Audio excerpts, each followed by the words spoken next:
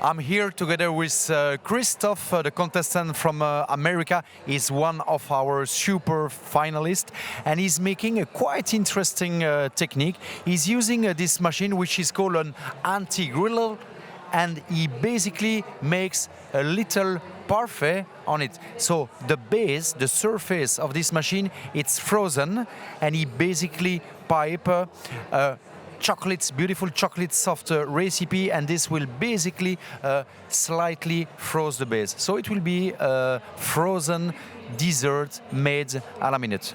Very nice. Looks like a little chocolate truffle.